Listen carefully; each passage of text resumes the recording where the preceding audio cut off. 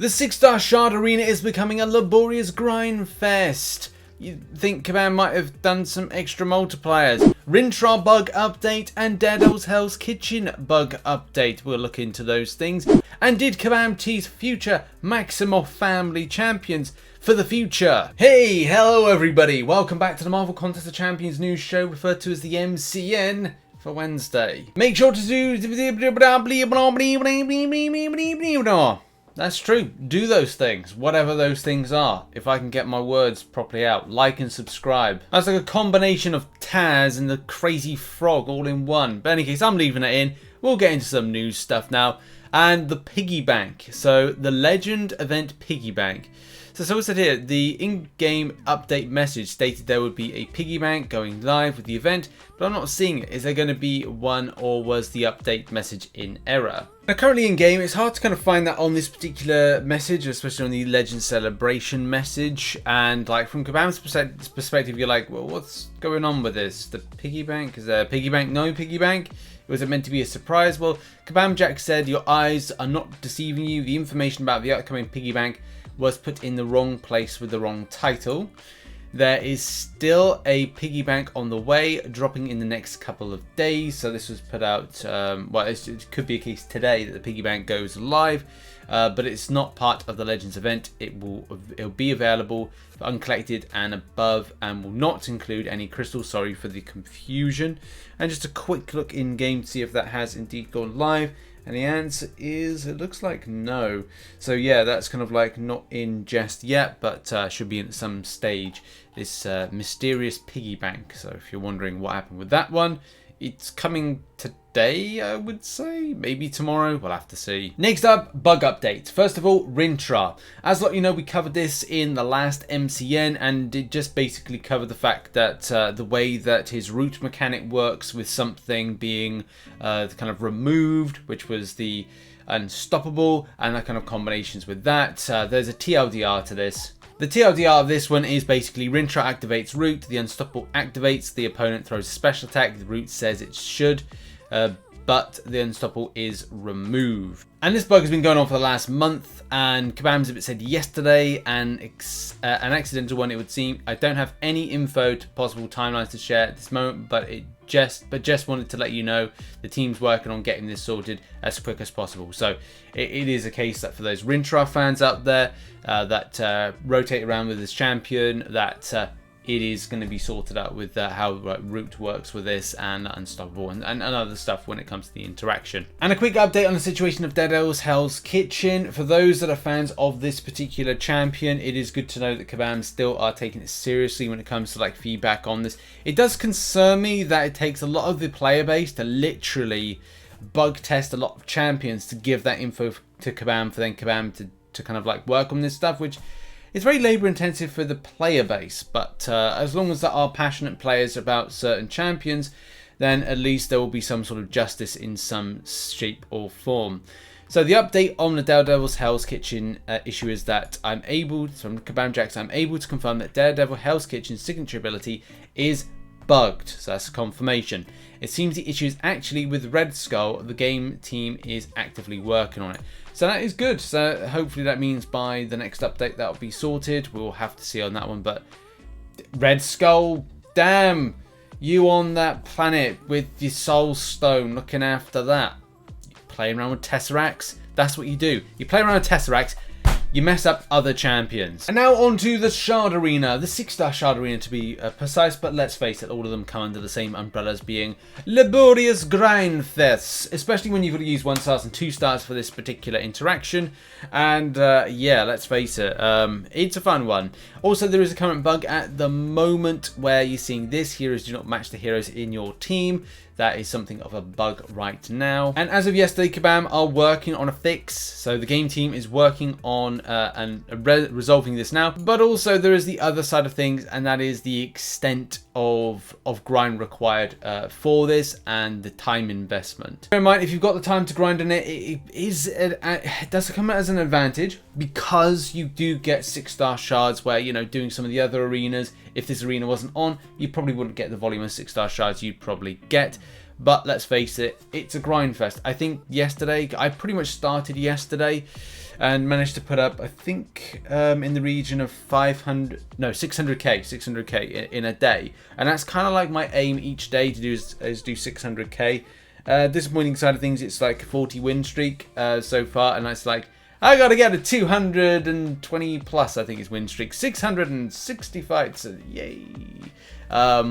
But I'm sure I can do it. It's just a case of finding the time to do it. And I do have some very kind of like important deadlines, which I've got to hit by Thursday. And I'm like, yeah, I'm going to have to like be very careful about the grind. So that's the biggest problem with MCOC, is like when it impacts on life. And I really was hoping that Kabam would put something of one of those, I don't know, 1-star boosters, or kind of like a rare multiplier. And like a good, you know, a bit of a kind of an interesting one for Kabam is like, next time you think about doing these kind of arenas, why don't you put in the Legends tab or in the Feature tab a special type of boost? Say you can buy, I don't know, 20 to 40 2-star boosts with gold. Just a little thing like that you can buy with gold, and then what you can do is reinvest it into your grind, giving you like a nice little multiplier. And what it does, it maybe takes, I don't know, 660 fights, 220 streak down to something like, I don't know, 100 streak. You know, not something kind of ridiculous, kind of like meet in the middle with Kabam here. Like, meet us halfway with this Kabam.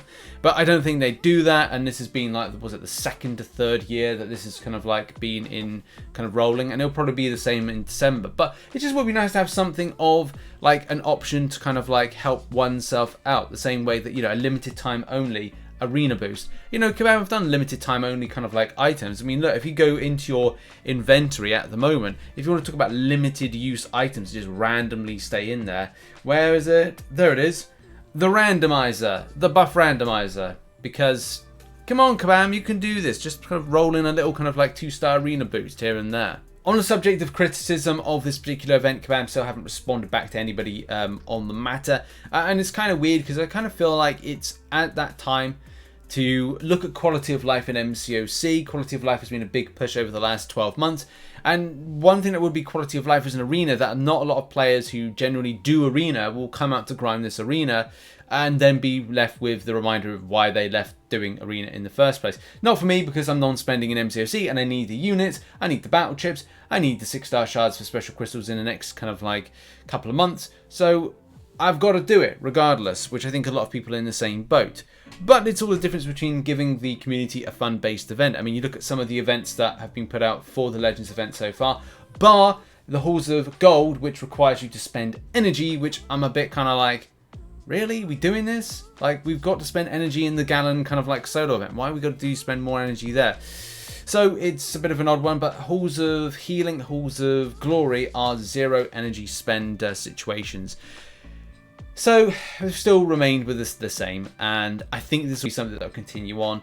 We'll have to really find out from Kabam in the future whether or not they're interested in giving any kind of better quality of life improvements, and especially when it comes to certain things like the AI input and problems that you have with kind of like that kind of 2-star arena, whether or not it's going to be fun for the whole family or absolutely miserable for those that have to grind it out. But we'll have to see. Next topic of discussion is all about the Maximoff family tree. Now, Kabam put this out last night, and it is very interesting, although I'm a bit kind of like unsure about having this version of Scarlet Witch Sigil and this version of Vision, the Age of Ultron Vision. I'm like, get the classics on, come on. But look, I think that kind of falls into what like Marvel are trying to put. Do bear in mind, a lot of the time is Marvel will dictate classing of certain characters and also the type of storylines they want to see. So a lot of the time, like Kabam are at the mercy, at the whim of whatever Marvel want. And this is why this high evolutionary story seems to outweigh this kind of like classic Magneto-based story as being the father. I think more so being that in the next year we're going to see the Guardians of the Galaxy film number 3, and volume 3 will have High Evolutionary. There's no spoilers with this because it was at San Diego Comic-Con, so I mean, if this is a light spoiler to people, but if you want to look away now. But they literally did this at San Diego Comic-Con. So the actor right there is in a High Evolutionary outfit, which you can see right there, and it's probably some kind of like creation of like, I don't know, Adam Warlock in some sort of shape and form. In any case, that's not the point. The point I'm trying to make is that Marvel seem to be kind of going down that route more, which then could lead to more things like, okay, High Evolutionary, create Quicksilver within the 616 universe, blah, blah, blah. Wanda, maybe the Wanda we saw wasn't the right Wanda. Maybe it's a different Wanda we'll see in the future because High Evolutionary, maybe it's from a different world, blah, blah, blah, blah. I don't know, we'll have to see that. The multiverse, blah, blah, blah, blah. In any case, point, Richard. These could be champions that we see in the future. If you see me in the past play a virtual reality game, a VR game on this channel called Marvel Heroes United, then you'll know I played as Crystal. That character is still pretty cool and is the sister of Medusa, so that would be amazing to see that character in game. A lot of people have been talking about Polaris to be put into the game at some stage. Viv Vision was meant to be in Marvel Realm of Champions, so that would be cool. Not quite sure about Luna. Don't really know much about that character, so it's something I need to kind of research on. And of course, we'd expect, by having Billy, that we should have Tommy as well. Let's get a bit of speed going.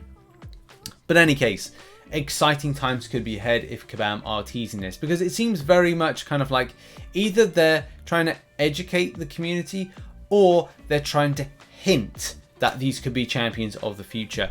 And as I said, personally, I would like to see Tommy, I'd like to see Viv Vision, and I would like to see Crystal at some stage. Polaris, yeah, definitely, of course, but it's just a character that I'm not kind of like big up on. But I'm sure a lot of people are on, especially because I have seen like people respond back to this the comments of this particular tweet and say that they would like Polaris. So it's cool, and maybe we'll get them in the future. Do you think we'll get any of these? Put it in the comment section down below. Now we end the show as we normally do on a Wednesday with arena predictions for Quicksilver, and it's Misty Knight. Oh, what a night! Right, predictions. Dunno with this. I'm going with 250 mil for Quicksilver, 6-star.